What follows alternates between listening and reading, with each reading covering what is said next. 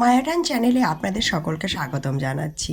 আমাদের এই চ্যানেল শুরুতেই অনেক সুন্দর রেসপন্স পেয়েছে আপনাদের থেকে।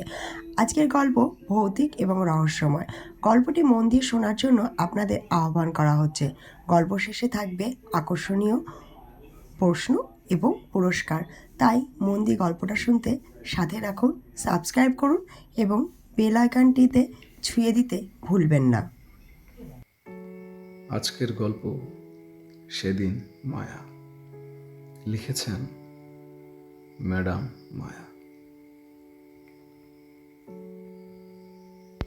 আবার যে কোনোদিন লিখতে বসবো, সত্যি সেটা ভাবিনি। সংসারের জোয়ারে ভেসে যেতে যেতে আজ আবার একটু থামতে হলো তোর জন্য। হ্যাঁ, আজ তোর জন্যই আমার এই লেখা। জংধরা আঙ্গুলে লেখা খুব কষ্টকর, তবুও প্রচেষ্টা তোর জন্য। সেদিন অফিস ছুটির পর মনটা বেশ ভারী লাগছিল।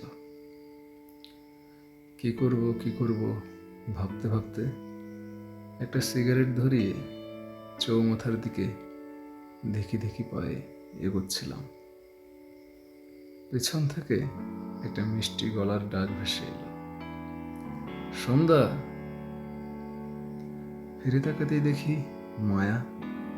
অদ্ভুত ব্যাপার, আমি যেন ওর কথাই ভাবছিলাম। আঙুলের ভেতর থেকে সিগারেটটা টুক করে ফেলে দিয়ে একটা স্বাভাবিক হাসি এসে বললাম, আরে তুই এখানে? মায়া একটু সামনে এগিয়ে আমার বাঁ হাতটা ধরে সামনের দিকে এগোতে এগোতে বলল, সে অনেক কথা, তুমি বলো, তোমার মনটা খারাপ কেন? বাড়ির সবাই ভালো আছে তো? আর তোমার প্রেমিকা, তাকে কি বিয়ে করেছো তুমি? আমি বুঝতে পারছিলাম না কোন প্রশ্নের উত্তর দেব।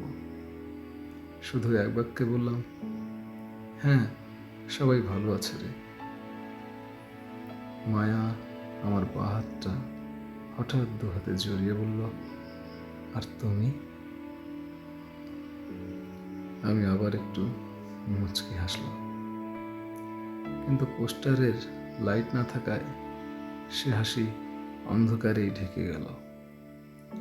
অমাবস্যার রাতের মতো যেন গাঢ় অন্ধকারটা নিজের হাত নিজের চোখে পড়ছে না। এইভাবেই অন্ধকারে চুপচাপ হেঁটে যাচ্ছিলাম, যেন আমি অন্ধ আর মায়া আমায় পথ চলতে সাহায্য করছে। নীরবতা ভাঙতে কিছু বলবো ভাবতেই মায়া বলে উঠল, সন্ধ্যা, চলো না পুকুর ঘাটে গিয়ে বসি। আমি বললাম, চল। দুজনের অনেক দিন পর দেখা, কিন্তু মনে হতে লাগলো যেন রোজ আমরা এমনভাবেই সময় কাটাই। অফিস থেকে বাড়ি ফেরার পথে রোজ পুকুরটাকে দেখেছি, কিন্তু কখনো এসে বসিনি।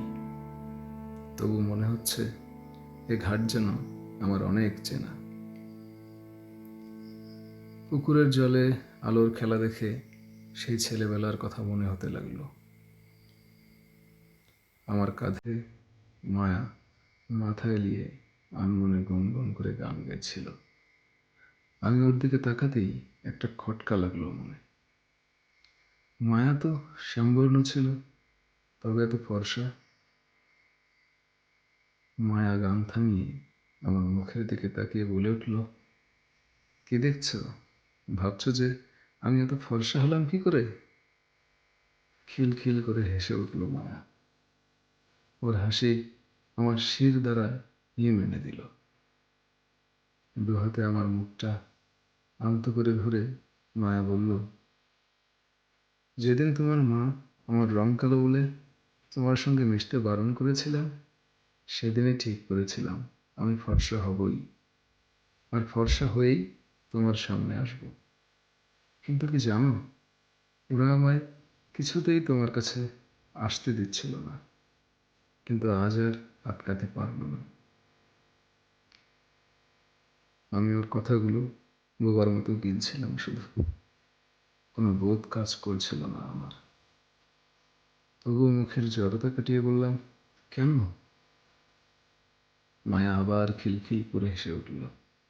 বলল, আজ আমি চলে যাচ্ছি তো, অনেক দূরে, আর এখানে থাকবো না। তোমার জন্যই আজ সকাল থেকে অপেক্ষা করে বসেছিলাম। ছাড়ো সেসব কথা, এবার বলো তো, তোমার বউ খুব ভালো, তাই না? তোমায় খুব ভালোবাসে বুঝি? আমি কি উত্তর দেব বুঝতে পারিনি, শুধু মুখে বললাম, হুম। মায়া আমার হাত ছেড়ে দাঁড়িয়ে পড়ল, আর তারপর সিঁড়ি দিয়ে এক পা করে নিচে নামতে নামতে বলল, জানো তো সন্ধ্যা, তোমায় আমি খুব ভালোবাসতাম, কোনোদিন সাহস করে বলতে পারিনি। আজ যাওয়ার বেলা বলে গেলাম। তোমার জন্য আমার ঘরে একটা ব্যাগ রাখা আছে, ওটা নিয়ে এসো। আমিও মায়ের পিছন পিছন সিঁড়ি নামতে নামতে বললাম, ব্যাগে কি আছে? মায়া পিছনে না তাকিয়েই বলল, আর নেব না সন্ধ্যা, সিঁড়ি শেষ, তুমি ব্যাগটা খুললেই সব জানতে পারবে।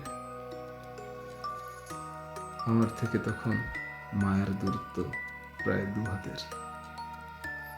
আমি হাত বাড়িয়ে ওকে ধরবার চেষ্টা করতেই এক নিমেষে হাওয়ায় মিলিয়ে গেল সে, আর আমি নিজের ভার সামলাতে না পেরে পুকুরের জলে মুখ থুবড়ে পড়লাম। তারপর যখন জ্ঞান ফিরল, তখন আমি হাসপাতালের বেডে। কিছু বুঝে ওঠার আগেই রমেশ এগিয়ে এসে বলল, বস, কি ব্যাপার, নতুন শখ চাপিয়েছ নাকি? আধার রাত, একলা ঘাট, সাথে ওই টুকটাক। অপ্রস্তুত আমি তখনকার মতো একটা মাথা ব্যথার ট্যাবলেট হজম করার চেষ্টা করলাম মাত্র। আজকে মায়াটান গল্পকথায় আপনাদের এই গল্প কেমন লাগলো জানাতে অবশ্যই ভুলবেন না। আর আজকের গল্পের প্রশ্ন হলো, মায়া সিঁড়ি থেকে নামার শেষ সময় সোমকে কী বলে গিয়েছিল? কমেন্ট করুন আর পুরস্কার জিতে নিন।